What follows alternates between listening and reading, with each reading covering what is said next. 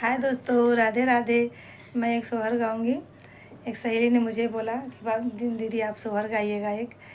तो उनके नाम से मैं सोहर गा रही हूँ। अंगने में ठाड़ी कंवा सिल्यात में घसेया रज करई में घसेया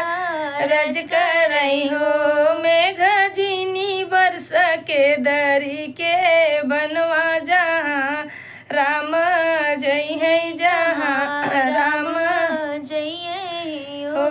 बदरी जीनी बरस के दरी के बनवा जहाँ राम जय है जहाँ राम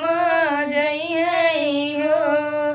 राम तभी गथे बैर तरे लक्ष्मण बेइल तरे लक्ष्मण बेइल तरे हो सखिया सीता तभी गथी कुटिय तरती नहूँ जियरा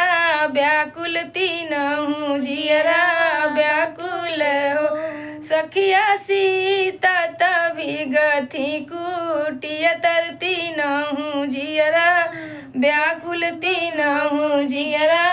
व्याकुल हो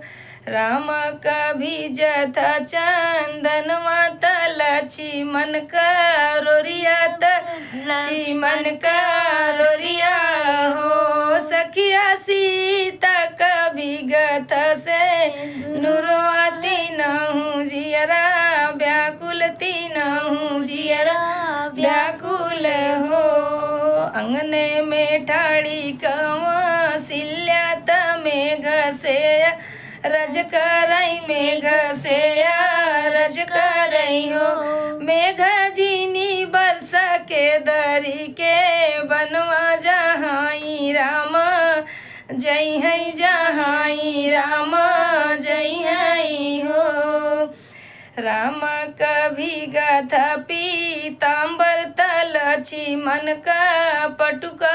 लक्ष्मण का पटुका हो बहिनी सीता कभी गाथा चुनरिया तीनहूँ जियरा व्याकुल तीनहूँ जियरा व्याकुल हो सखिया सीता कभी गाथा चुनरिया तीनहूँ जियरा व्याकुल तीनहूँ जियरा व्याकुल हो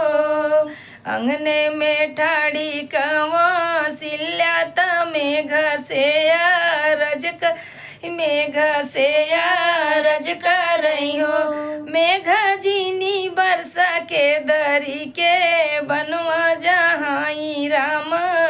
जय है जहाँ राम